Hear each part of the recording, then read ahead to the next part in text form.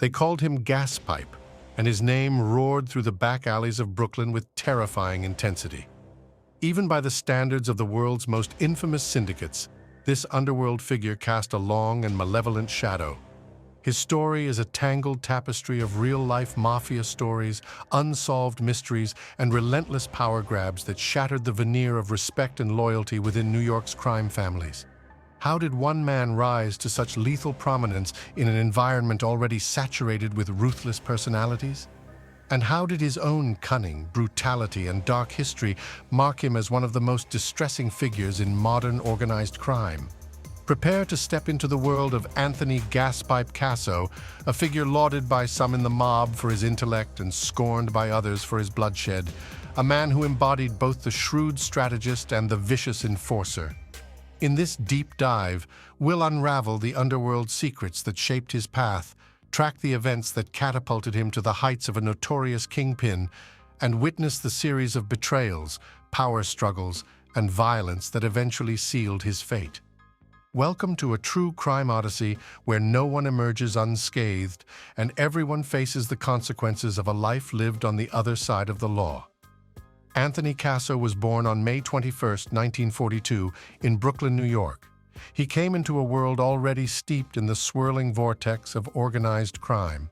His father, Michael Casso, worked as a dock laborer in a major shipyard and had long-standing ties to a powerful captain in the Genovese family, an association that would shape the destiny of young Anthony. Through that family friend, Salvatore Sal Calabriano, a figure who possessed significant clout, young Anthony found himself blessed with a certain insulation from everyday hardships. Not even the Great Depression had derailed his family's finances, thanks to the paternal ties with a capo in the criminal sphere. In fact, this relationship was so ingrained that Calabriano agreed to become the youngster's godfather. Michael Casso himself was nicknamed Gaspipe by acquaintances at a local Democratic club. He frequently kept a short lead pipe on him for protection, a tool he was not shy about wielding. The moniker would pass from father to son, forever branding Anthony with a name that radiated criminal menace wherever he went. The call of the streets. Growing up, Anthony knew more about collecting money and forging street alliances than about reading history books or analyzing literary classics. Although his father initially hoped the boy would channel his mathematical aptitude into a respectable profession, perhaps law or medicine, these paternal aspirations quickly fizzled. Anthony was spellbound by the camaraderie he observed in social clubs tied to the Mafia, craving the same deference and fear his father's associates generated. By his teenage years, Anthony drifted into the orbit of a Brooklyn street gang known as the South Brooklyn Boys. Its members were hardly major league criminals. They skirmished, occasionally orchestrated small-time schemes, and postured as though they might one day catch the eye of more formidable underworld powers. In this tight-knit, battle-ready group, Casso found a testing ground for his aggression. He became adept at fights, eventually proving that he was willing to cross lines many others would not. Junior membership in a rising underworld. When Anthony decided to drop out of school at age 16, his father and his Mafia-associated godfather stepped in. Though still a minor, he secured employment at the local docks. Fake paperwork quickly legitimized his presence there, ensuring that he could collect a steady paycheck. Meanwhile, he also earned supplemental money at the San Gennaro Festival in Little Italy, a long-standing tradition. From these humble but illicit beginnings, he developed an appetite for quick cash. Among his earliest significant connections was Christopher "Christy Tick" Ferrari, affiliated with the Lucchese family. Christy Tick noticed Anthony's knack for problem-solving, which often involved settling disputes by force. Before long, Anthony began leaning into the protective side of the racket, collecting money, keeping watch over gambling dens, making sure high-stakes card games weren't interrupted, and overseeing clubs operating past legal closing hours. If someone posed a threat, Anthony was armed and ready. A taste for violence. At the age of 19, an incident transformed Anthony from a promising young enforcer into a full-fledged violent figure. He shielded a woman from persistent harassment by a neighborhood troublemaker named Bobby Bebop. When Bebop refused to leave the woman alone, a physical confrontation turned deadly.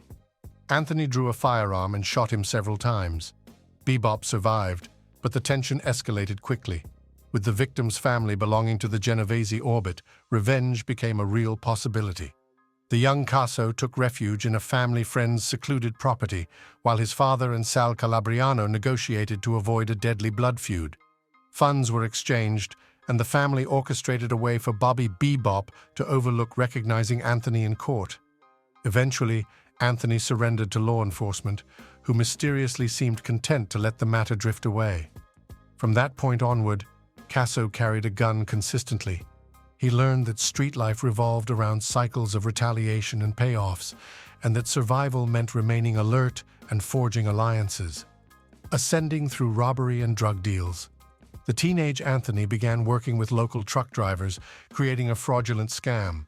He would position himself as a buyer, paying a truck driver a set sum for a vehicle loaded with sellable goods. The driver would then report the truck stolen, the authorities would find the empty vehicle, and Anthony would resell the merchandise through fences.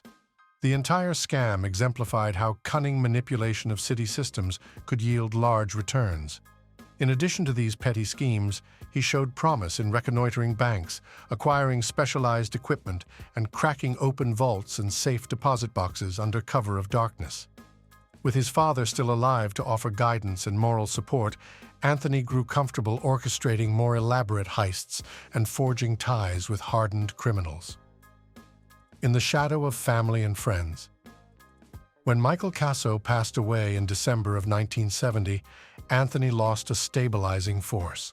While the older Casso had tacitly condoned his son's activities, there was still a paternal presence to help shield Anthony from the mob's darkest corners. Though he grieved deeply, Anthony channeled his emotions into the bypass crew he led. These men specialized in carefully planned robberies, especially at jewelry stores and bank vaults. They invested in highly advanced equipment, including sophisticated torches and bulletproof vans. The group even bought alarm systems identical to those installed in the target venue, practicing for days until they learned how to disable them. Their meticulous preparations yielded substantial hauls, allegedly amounting to well over $100 million in combined cash, bonds, and precious items across multiple hits. Anthony nurtured an extensive network of contacts able to buy stolen merchandise without raising eyebrows, reinforcing his leadership credentials and fueling his personal ambition. The big leagues, from safecracking to homicide. Although he excelled at high-end robberies, Anthony would soon prove he was equally adept at lethal violence. His mentor, Christopher Ferrari, introduced him to new avenues of power. If you demonstrated skill in enforcing orders, collecting debts, and eliminating obstacles, more lucrative prospects awaited. In the early 1970s, Anthony was asked to eliminate a suspected informant within the marijuana distribution circuit. He effectively carried out the assignment, solidifying his position as both a strategist and executioner. His capacity to navigate all facets of Mafia life, logistics, finance, intimidation, and murder, magnified his status considerably. Reaching for more, deeper into the drug trade. By 1971, Anthony ventured deeper into dealing narcotics. He partnered with a Floridian known only as Oscar, who facilitated movements of marijuana from South America into U.S. waters. Simple nighttime rendezvous on fishing trawlers turned into standard procedure, loading bales of marijuana onto speedboats in the dead of night. Profits surged, and Anthony began orchestrating shipments of cocaine and heroin as well. His operations grew so expansive that he rented a warehouse to store his contraband. Rumors circulated that he controlled multiple shrimp trawlers and even procured a cargo plane for direct imports from Colombia, though this claim remains difficult to verify. Regardless, Anthony "Gaspipe" Casso's upward trajectory in the narcotics trade was no secret among law enforcement. Federal agencies started monitoring him more intensively. Corrupt connections, cops and feds on the payroll. When he discovered that an associate had turned confidential informant, Casso swiftly realized he needed inside contacts of his own. Gregory Scarpa, a Colombo family affiliate, introduced Anthony to helpful leads that ultimately evolved into a web of crooked officers and agents. Among these men were two New York City detectives, Louis Ippolito and Stephen Caracappa, who proved eager to exchange valuable case information for bribes.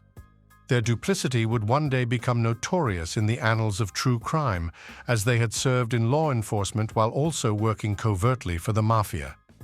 In addition to local police infiltration, Anthony also utilized a Federal Bureau of Investigation employee known as Doug McCain, who allegedly funneled him confidential details about ongoing probes.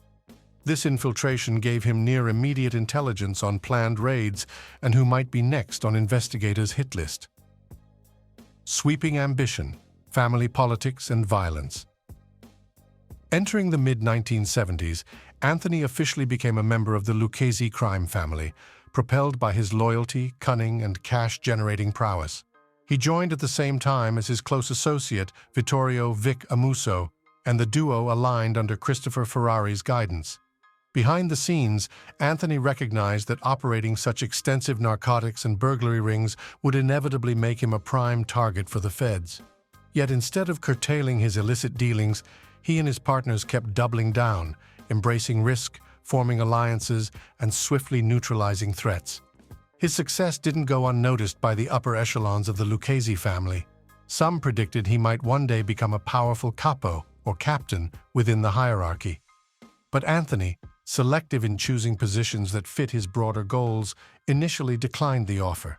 He instead recommended Vic Amuso for promotion, a strategic move that deepened their alliance and mutual trust. Balancing allies and enemies. Throughout the early 1980s, major changes were brewing in the broader realm of organized crime. The Lucchese family, like many other crime families, suffered from intensifying scrutiny due to new racketeering laws. Government informants, both coerced and voluntary, multiplying in number, threatened to unravel crime families from within. It was during this era that Anthony cemented ties with Marat Balagula, an emigrant from the Soviet Union deeply involved in a lucrative gasoline tax scam. Balagula, facing pressure from other crime groups, turned to Casso for protection and shared profits in his black market ventures. The partnership grew even more vital after Balagula was threatened by an unflinching Russian gangster named Vladimir Reznikov, an event that concluded in one of the many homicides orchestrated by Casso's network. Concurrently, Tony Dux Corallo, the then boss of the Lucchese family, faced legal trouble. As wiretaps and hidden microphones captured car conversations revealing insider knowledge about crime operations, prosecutors began building an airtight conspiracy case. With bosses from other families also ensnared, a high-profile trial loomed. The attempt on his life and brutal retaliation.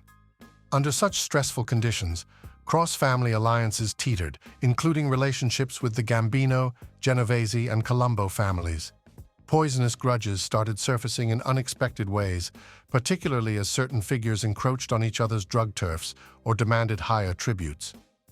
In April 1986, Anthony Casso and Vincent the Chin Gigante conspired to eliminate John Gotti, freshly in command of the Gambino family after the assassination of Paul Castellano. Their plan involved rigging a bomb to a car, intending to catch Gotti on a routine visit. Instead, they ended up killing Frank DeSico, a Gambino capo, while Gotti escaped unscathed.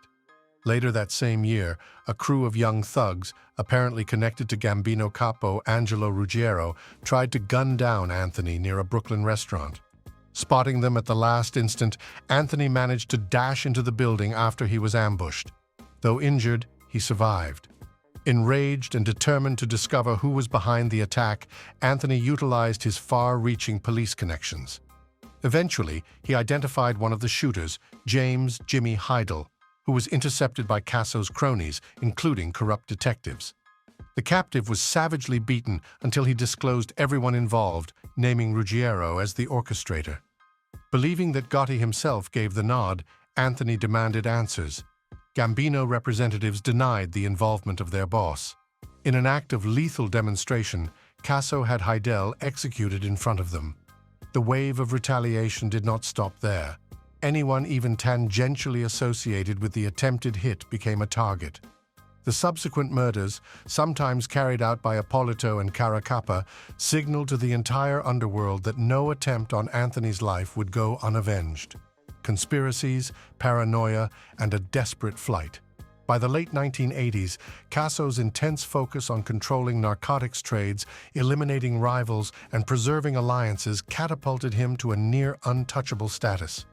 When Anthony "Tony Ducks" Corallo was eventually indicted and convicted under federal racketeering laws, it became necessary for the Lucchese family to select a new boss. Anthony refused any top position for the third time. Instead, he nominated Vic Amuso, settling for the role of consigliere, advisor. This arrangement allowed him substantial authority without carrying the full target on his back. Although Casso relished the power, a growing legion of enemies made him increasingly cautious. Hiding from federal charges became mandatory. As the government's evidence mounted, particularly from a well-connected informant named Peter Savino, Casso realized he could be arrested at any moment. After conferring with Amuso and their lawyers, both men opted to go on the run rather than submit to immediate prosecution. Anthony carefully mapped out a network of payphones across Brooklyn, the Bronx, and Long Island, from where he would make secure calls to associates. He stopped contacting close family directly, fearing the FBI had an ear to every phone line.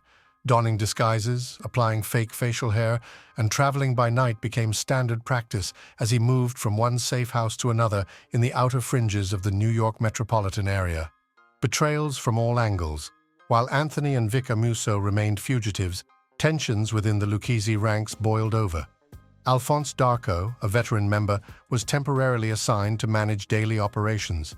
However, murders and intimidation sprees aimed at Lucchese members suspected of disloyalty soared to new levels. One notorious case involved Peter "Fat Pete" Chiodo, a longtime enforcer who faced federal racketeering charges. Rather than risk a trial that could put him behind bars for the rest of his life, Chiodo leaned toward pleading guilty. From Casso's perspective, any open admission could expose high-ranking family members, intensifying the scrutiny. Anthony and Vic Amuso decided he had to be silenced, ordering his assassination. The attempted hit on Chiodo took place at an auto repair garage, but remarkably, he survived despite suffering more than a dozen gunshot wounds.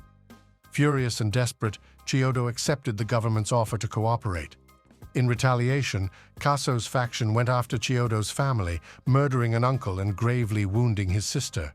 These unthinkable acts, violating the old Mafia taboo against harming relatives, deepened the tensions and fear swirling around Casso. Simultaneously, Anthony's old friend turned adversary, Anthony Azzaturo, who had controlled lucrative real estate and gambling interests in New Jersey, also became a target. When Azzaturo and his son escaped repeated assassination attempts, the vendetta escalated. Upon his wife's murder, Azzaturo finally flipped and began supplying authorities with inside knowledge. As if orchestrating multiple vendettas were not enough, the FBI zeroed in on Casso's hideouts. Information from the inside pointed them in the right direction, and they eventually cornered Vic Amuso in Scranton, Pennsylvania, leaving Casso as the last major figure from this faction still at large. Imprisoned, yet dangerous. In January 1993, the federal manhunt culminated with Anthony's capture.